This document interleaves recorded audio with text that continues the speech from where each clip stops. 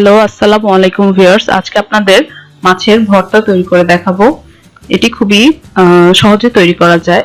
এটি তৈরি করতে আমাদের লাগবে পুদিনা পাতা।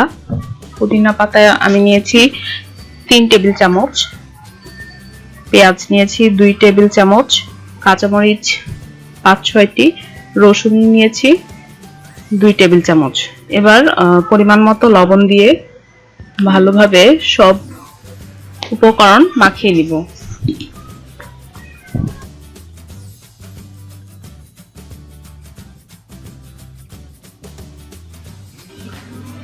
মাখানো হলে এখানে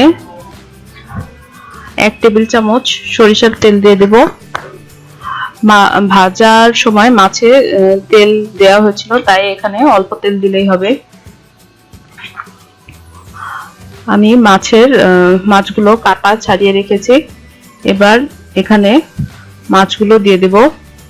আমি এখানে 2 টুকরা মাছ দিয়েছি। যারা মাছ এভাবে খেতে চান না তাদের জন্য এই রেসিপিটি তৈরি করা যায়। বাচ্চাদেরও এই খাবারটি খুবই পছন্দের, আর এটি খুব তাড়াতাড়ি তৈরি হয়ে যায়।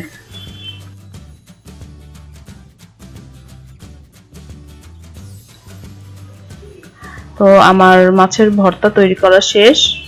আমার ভিডিওটি ভালো লাগলে সবাই ভিডিওটি শেয়ার করবেন এবং চ্যানেলটিতে সাবস্ক্রাইব করে রাখবেন। সবাই ভালো থাকবেন।